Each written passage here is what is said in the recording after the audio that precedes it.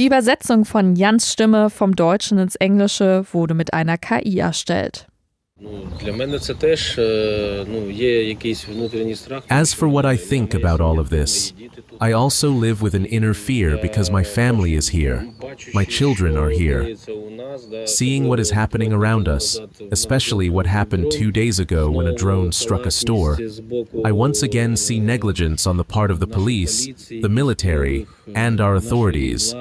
Nobody seems to be thinking about security, and nobody is even taking basic steps to protect important locations. I have returned to Posad-Pokrovske once again, this small village in southern Ukraine, situated between Mykolaiv and Kherson. When I was here last year, I left thinking of it as a village of hope. Now I am back. New houses have been built, roads have been repaired, but while I have been here, drones have struck repeatedly, and so Posad-Pokrovske has become, for me, a symbol of life in Ukraine itself, a life lived between hope and fear. In Crisis Mode, the podcast from Conflict Zones with Jan Jessen. Hello, I'm Jan Jessen, War and Crisis Correspondent for Funke Media Group. You can find my reports in NRZ, WAZ, Berliner Morgenpost and Hamburger Abendblatt. I'm back in Posad-Pokrovske. Many of you already know this place. We have featured it several times on this podcast before and will include links in the show notes. As I said, this village lies in southern Ukraine, just a few kilometers from Kherson, a city that comes under attack almost every day. In 2022, Posad-Pokrovske was a frontline village. Russian and Ukrainian forces faced each other here. There were around 400 strikes every day. Almost every house was damaged. Everything had been destroyed. The cultural center, the school, the kindergarten, everything. Before the war, 2,400 people lived here. Many fled, but several hundred have since returned. I remember our first visit to Posad-Pokrovske in late 2022. In fact, we were only passing through on our way to Kherson, but I noticed people living amid the ruins. What struck me was that people were returning to a place that had become little more than a landscape of rubble. Since then, we have followed this village and some of its residents, returning from time to time to see how reconstruction is progressing and what prospects people see for the future. When I came back this time, though, I immediately sensed that the mood had changed. Posad-Pokrovske is once again within range of Russian drones. The contrast was surreal. On the one hand, there were children playing in a park, a remarkable and hopeful project that we will come back to later. On the other hand, I found myself standing at a gas station we had visited countless times before, and that gas station had become a ruin. On June 5th, a Russian Shahed, or Geran, drone struck it. 4 people were killed in the attack.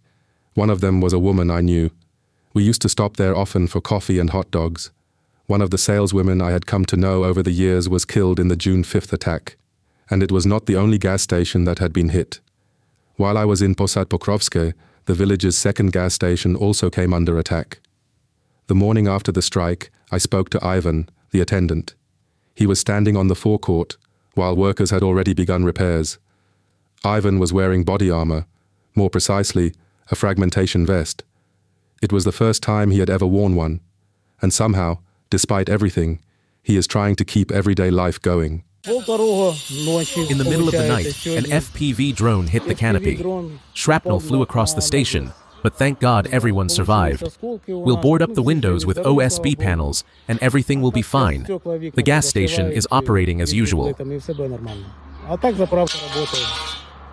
The FPV drones Ivan is talking about are small kamikaze drones. They do not have a particularly long range, perhaps around 20 kilometers, but they carry explosive charges and are guided directly into their targets by operators. What is new is that the Russians are now using Molniya drones. These are also kamikaze drones, but cheap fixed-wing devices made from aluminium tubing and plywood. They are crude and inexpensive, costing around $500 a piece, but they have a greater range than conventional FPV drones. That is probably one of the reasons why Posad-Pokrovske is being attacked again. The village is actually relatively far from the front line, more than 30 kilometers away. But these Molniya drones are now evidently reaching the village and striking targets there. The Shahed drones I mentioned earlier, known in Russia as German drones, are long-range drones with much larger warheads than FPV drones. It was one of those that completely destroyed the other gas station. Ivan was lucky in a way, but he told me that all gas stations are effectively marked as red dots, potential military targets, and he admitted that he has no idea what will happen next. Perhaps his station too will be struck by a Shahed or German drone and destroyed, but with a kind of fatalism he simply said, "These things happen, and it is not only the gas stations that are being attacked." On the morning I arrived in Posad-Pokrovske, the village store in the center was hit as well. It is just a small corner shop, the kind of place where people buy their everyday necessities. When I got there, the damage was still plainly visible. All the windows had been shattered and had since been replaced with plywood sheets.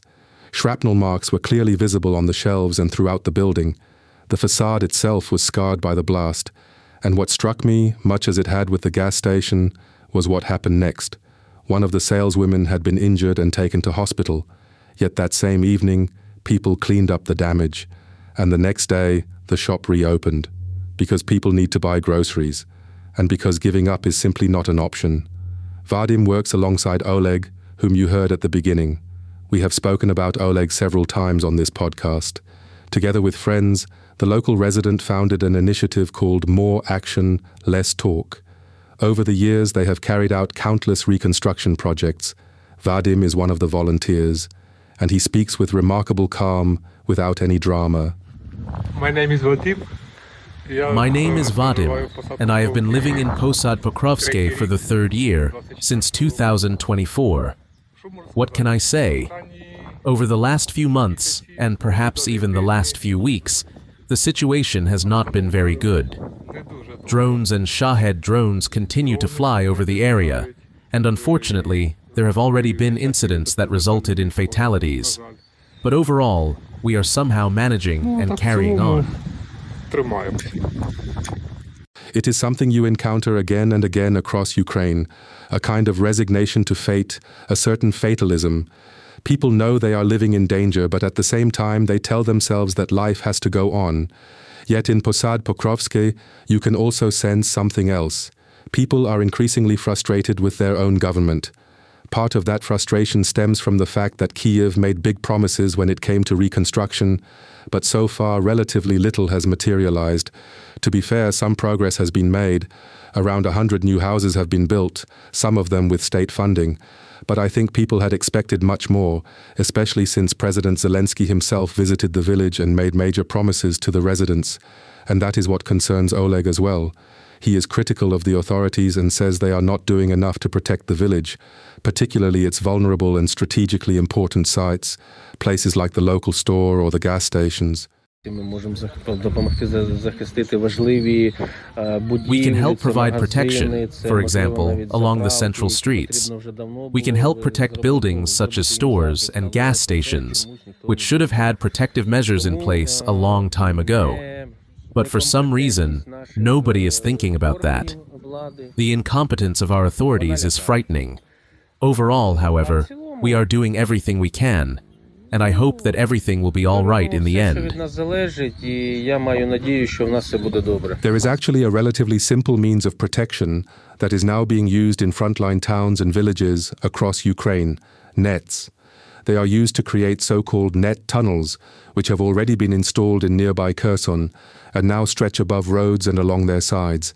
These mesh structures are by no means a defense against large Shahed drones or ballistic missiles, but they are effective against FPV drones, intercepting them and reducing the force of explosions. They save lives, and they are proving to be a very effective solution. Oleg himself received a considerable number of these nets for his initiative through donations from a Norwegian organization. But what he lacks are workers, and the poles needed to erect them and build these protective corridors. And that is what frustrates him. In his view, the authorities are simply not doing enough to protect the village. Another issue weighing heavily on Oleg is something entirely different. As I mentioned, they are already struggling to find workers. At the moment, large numbers of men of military age are being picked up by recruitment authorities. As a result, Oleg and his friends are increasingly short of volunteers for their initiative. This too is becoming a growing problem and a source of mounting criticism. People complain about the so-called TCCs, the territorial recruitment centers, which many accuse of using heavy-handed methods, picking men up, taking them to training camps, and then sending them straight to the front. But Oleg has continued his work, regardless. Over the years, his initiative has laid water pipes, repaired roofs, and delivered humanitarian aid to neighboring villages and to vulnerable residents in Posad-Pokrovske itself. One project in particular struck me as remarkable. They launched a mobile cinema. Using their bus, they traveled to remote villages with a screen and projector, giving children the chance to watch films. I joined them in Luch, a village just outside Posad-Pokrovske. Only 230 people live there, including 16 children, and I saw it for myself. Some of the children had come, and they were absolutely delighted. They were genuinely enjoying the screening. And that is exactly what Svetlana, who works at the local cultural center where the event took place, told me. This is a very important project for the children because in the situation we are currently living in, they have very few opportunities for entertainment. You understand the circumstances we are facing right now. Here, children can come, watch a movie, have fun, and forget for a while about what is happening in Ukraine. That is extremely important for children at this time. But back to Posad-Pokrovske, when you drive through the village today, you see many things at once. First, there is the destruction I have just been talking about, the fresh destruction, whether it is the gas stations or the village store. At the same time, there are still countless ruins dating back to 2022. The school is destroyed, the kindergarten is destroyed, the cultural center lies in ruins, and many private homes are still damaged as well. But on the other hand, you see newly built houses, freshly plastered facades and children's bicycles parked outside, and you can tell that a great deal has already been accomplished. The roads have been paved and are more or less in good condition. Electricity is stable. All of this has taken time, but you can clearly see that things have changed for the better. That is what Lena told me, an elderly woman I met in a park with her granddaughter. The park itself is another beautiful project built by Oleg and his friends. They put up wooden pavilions, built a playground and installed exercise equipment. It is simply a lovely place where people can relax and where many families now come with their children. And among them was Lena, who had come to the park with her granddaughter. Hello, my name is Lena. I've been living in Posad-Pokrovske for quite a long time. It's much better here now than it was when we first arrived or returned. When we first came here, there was nothing but ruins. We put a lot of effort into living in normal conditions. Of course, there are still many things we lack. But when you see how things are now, it makes you happy. Before, when we drove to the store, I would just cry. We would look at all the destroyed houses, and I would cry. It was painful to see. Now it's a little better. It's encouraging to see children appearing here again. You can hear songs, laughter in the evenings, and there are young people here too. But overall, of course, there is still a lot of work that needs to be done. We may need another 10 years to rebuild if we continue to receive help. On our own, we simply won't be able to rebuild all of this.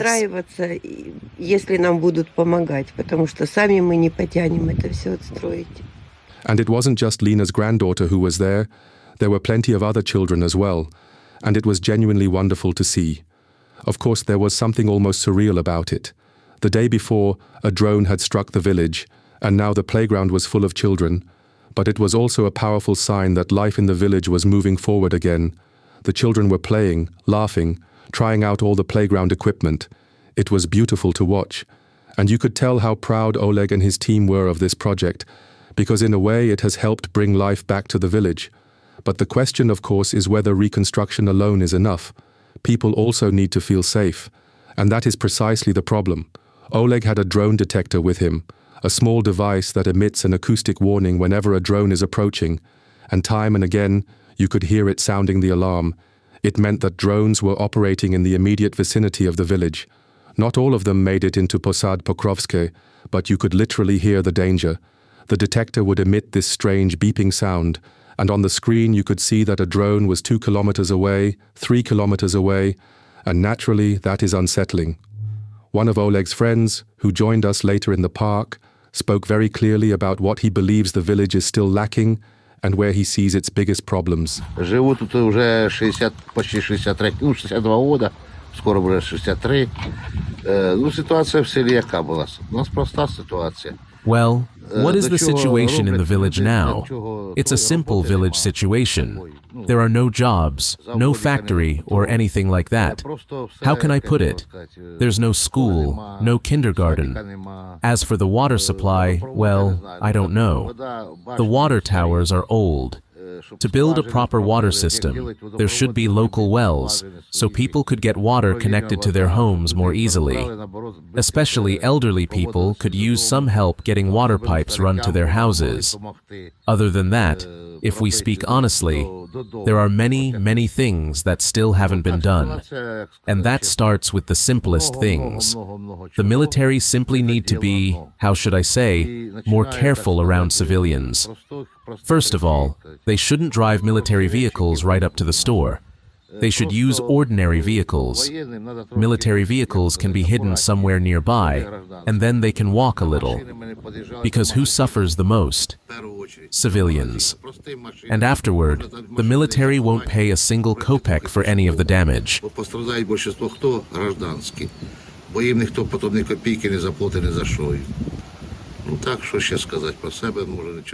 What Volodymyr was talking about touches on an uncomfortable truth.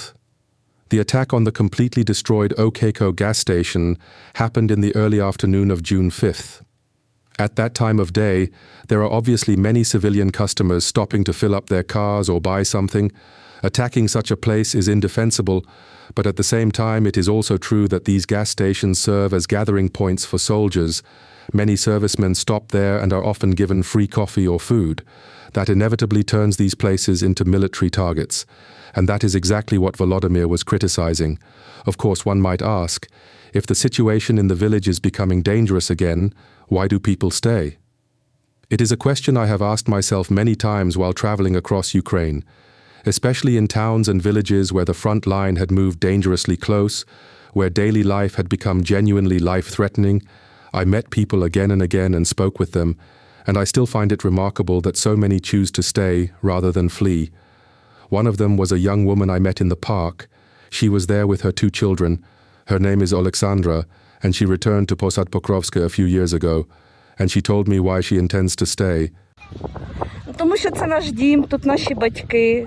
Because this is our home. Our parents are here, we grew up here, we were born here. And to put it simply, we don't really belong anywhere else. We also left for a while, and people often don't understand what it is like to lose your home, to lose everything, to take just a couple of bags and leave with children in your arms. Besides, nowhere is completely safe anyway. Our souls are here, probably. Here, you know everyone. You can visit your parents and relatives. We grew up here. This is our home. And staying also requires places for children. At least that is what Vasyl believes. Vasyl is one of Oleg's volunteers and has been involved in the initiative for years.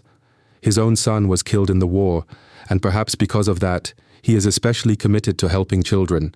He told me why this work matters so much to him. Oleg invited me to join his organization, and that's how I started working with him. Right, Oleg? We've been working together for almost 4 years now. I do my best for all our children.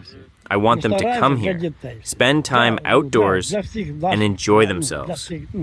As you can see, children come here with their mothers, older kids and younger ones alike. They use the exercise bars, play around. We've planted trees here as well. That's basically what it's all about.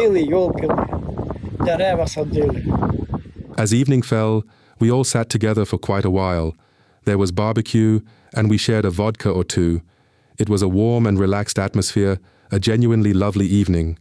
Oleg's son played music. He's a very good guitarist. You could see parents sitting on benches with their children, young people hanging out together, and for a moment Posad-Pokrovske felt like an ordinary village again, a beautiful, peaceful place. The park, too, seemed almost idyllic.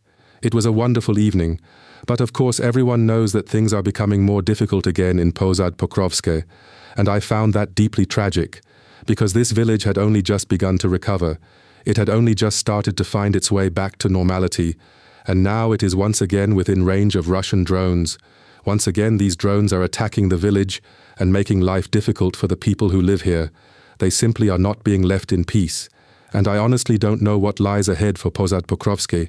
My fear is that if the drone attacks intensify again, some people will decide to leave once more, if only to protect their children. But I hope that doesn't happen. I hope that all the positive things I saw in Posad-Pokrovske continue to take root. I hope the people here are given the chance to live normal lives again, to live in peace and in safety. That's what I wish for them. And we'll keep you updated. I'm certain that I'll be returning to Posad-Pokrovske before long, and when I do, I'll tell you how the people here are getting on. That's it for today's episode of In Crisis Mode. This podcast was produced by Alexander Baumeister. He is a journalist and works for one of Funke Media Group's radio stations. If you enjoyed this episode, please like and follow us. It helps make our work more visible. And here's a question for you. If a homeland needs protection in order to remain a homeland, who do you think bears the responsibility? The state, the military, international aid, or first and foremost the people themselves? Write to me and tell me what your answer is and why. Chris and Modus at funkemedian.de. Take care of yourselves. See you soon. Bye for now.